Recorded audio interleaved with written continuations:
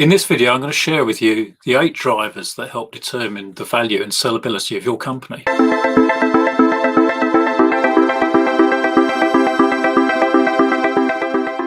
For the best advice on unlocking a better life for yourself and the people around you, please subscribe to my channel and be notified of a new video each week. The 8 drivers that I'm going to share with you today are central to the Value Builder system, which has been used by close to 60,000 business owners readying themselves for their exit from their companies. There are 2 parts to exit planning. We've talked previously about personal readiness to exit, and today I want to talk about actually getting your business ready to exit, and in particular about the 8 drivers that will determine the value and sellability of that business. The first driver is finance. It's simple to understand, much more difficult to deliver, and there are 2 elements to it. The first element are the numbers, the revenue and profit numbers in particular, and clearly any buyer is going to be interested in those. They're going to be buying a revenue stream, so they want to see a high profit coming in over the forthcoming years. The second element is about the quality and reporting of numbers. Your audit, your accounts will show the numbers that you've produced over the previous years, and that has to be a guide for any buyer of what's to come. But for them to have and trust those numbers, they need to have some sort of reassurance, and that's where the quality of reporting comes in. So it's important to get good accounts and consider investing in an audit or some way to provide reassurance over the validity of past numbers and future estimates. The second driver is growth potential. As business owners, we're inevitably proud of what we've achieved, but the real value lies in the potential. And any buyer is going to be buying, as I said previously, a future stream of profits. So when you're considering your exit, whilst you might see it as being the finish line, it's the start line for somebody else. It's important, therefore, that you understand what the growth areas are, or potential growth areas are. It may be a case of moving from market A to market B, on to market C, changing sectors, demographics of your customer. It might be new geographies. You also need to understand that the real assets in your business and know what they're worth. What is it that's going to drive the value? Is the value in the brand, in the sales, in the channel, in the products? And how can they be leveraged by a buyer to drive that growth? So think about where the growth is coming from, not where it's been, but where it's going to be coming from over future years, and make sure that's set out clearly for any potential buyer. And that answer will drive up your growth potential. The third driver is the Switzerland structure, and this is all about resilience. As you're no doubt aware, the Swiss have a tradition of independence, been fiercely independent, and they have an obsession almost with avoiding over-reliance on friends and neighbours. And the same is true in business. There are 3 important groups to consider and ensure that your business is not overly dependent on any one person or organisation in any of them. So the first of those is customers. Is there one customer that dominates your sales? The second group is the employees. Are there people in your staff that you can't do without? Your business would fall over if they were to leave. And the third area is suppliers. And it's exactly the same again. Are you overly dependent on any one supplier? If they were to disappear for some reason overnight, would your business survive? So just think about where your business might be over-reliant. It's a risk, and any potential buyer will discount the business as a consequence. So review and diversify. Driver 4 is known as the seesaw, named after the children's playground equipment. And if you cast your mind back to those days in the park, you'll remember that as one side goes down, the other side goes up. And that's very much the case with cash when people are buying a business. When an acquirer comes in and buys a business, they effectively write 2 checks. And those checks are obviously coming out of their pocket, so it's coming from one pot. So the first check is what they'll actually pay for you, or pay to you when they buy the business, the money they hand over. The second check, though, is the cash that's required for them to run the business, the working capital. Now, if all of that is coming from the same pot, if your working capital is high, then the working capital that's needed is high, then the money that's available to pay you is going to be less, and vice versa.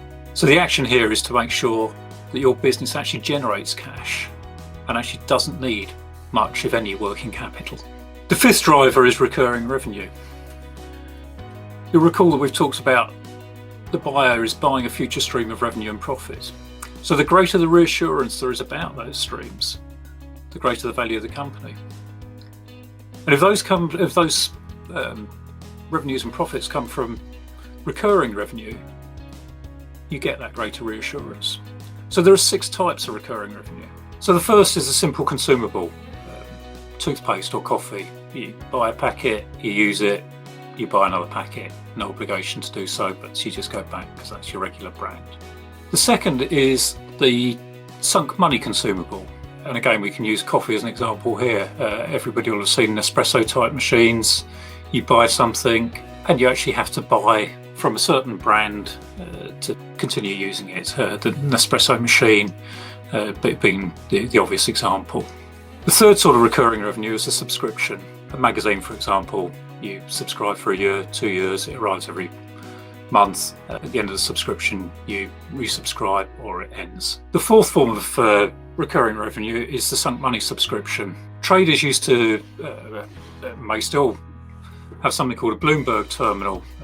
This was something they paid for, would sit on their desk, and they would then have a subscription which fed through business information. And that subscription would be for a period of time. But because they'd paid for that terminal in the first instance, there was an incentive there to keep on taking the subscription.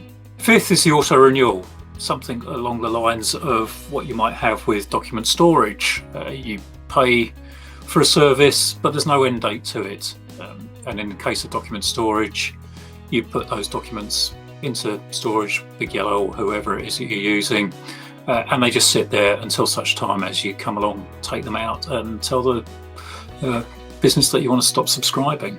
The final form, one that sits at the top of the level of the ladder, is the simple contract, where you've got a contract which obliges you a particular supplier. And that might be something like property, you take a lease for a year, and that illustrates that with something like a contract revenue, it can be for very extended periods of time. Hence it's at the top of the ladder, that and the fact that you are contractually obliged. So have a think about what sort of recurring revenue you've got in your business, and if you haven't actually got recurring revenue forming part of your income at the moment, where can you introduce it? How do you get onto that ladder? Or if you're already on it, move up the ladder, move up that hierarchy towards contract revenue. Driver 6 is monopoly control. We're all aware of what a monopoly is, and it's a very powerful driver. It gives you control over pricing. There's no risk of being commoditized because you're unique, you're different. Warren Buffett referred to this as having a deep and wide moat around the business. It gives you differentiation, and that pricing control leads to margin control. And once you've got margin control, it means you can afford to invest more in marketing, and that becomes a virtuous circle, a positive spiral, however you want to term it. But here what you've got to be looking for is what it is about your business makes you a monopoly. How can you build that monopoly? So scrutinise your business for a meaningful proposition that's differentiated, something that means something to the customer and something that you can protect, that can't be easily replicated. Is this reflected also in your marketing messages? Because there's no point in having it if that isn't actually the message that you send out. So action here, find your differentiated proposition, make sure it's evident in your messaging and that it's defensible. The seventh driver is customer satisfaction. It's obvious really, isn't it? More satisfied customers are going to buy again, and more importantly, they will refer to other people they know. So from a buyer point of view, somebody buying your business, it gives them reassurance as to how the business is going to perform. And the simplest way of doing this is with something called the Net Promoter Score, or NPS. This assesses the likelihood of customers recommending your business to their other people that they know. And it gives you a benchmark against what's a good business scores, a poor business scores, and what are medium business scores. Simple but very effective way of identifying whether customers are going to repurchase and spread the word. So a very simple action here is find out about NPS and implement it in your business. The final driver is known as the hub and spoke, and this measures the dependence of your business on you personally. The name was given to it by John Morello, the founder of the Value Builder system, and he undertook an interview with a business owner who was very proud to say that if there was a problem, a customer would come to him. When there was new business to be won, it was down to him. If there were issues with suppliers, he would deal with them. So everything came through him. He was at the centre. He referred to himself as being at the hub. It's something like a hub and spoke airport system. You'll appreciate that if the airport at the centre of the hub goes down, then the whole system falls apart, grinds to a halt. As I said, it happens with airports when they get closed with fog, snow, whatever it might be, and suddenly you find that people are stranded all around the country, all around Europe, all around the world, because they can't fly through that particular airport. Exactly the same if you, as an owner, are the hub of your business. And obviously that means that if you're going to leave, the same thing will happen. The business will grind to a halt. So a buyer is going to be looking to understand to what extent you're intrinsic to the business. How can it function without you? Can it thrive without you? So what you'll need to do is just step back a moment, see what you do, make sure that everything that you do is written down, described, set out in processes that can be replicated. And there's an easy way to test this. Go on holiday. When you're on holiday, do you spend your time looking at emails? Are you fielding calls all the time? So the action here is to make sure that you can extract yourself as an owner from the business without the business falling over. And to that end, you need to document processes and make sure that all the employees are aware of those processes. So if you're thinking about selling, just try that. And in the first instance, just go away for a few days, see whether you're still fielding calls, having to tackle the emails, or whether the business can actually thrive without you. So if you want to know more about the 8 drivers and to find out what's missing from your business, then follow the link in the description below to the Value Builder scorecard and complete that. If you've enjoyed this video, then please like, comment, share and subscribe to be notified of a new video every week.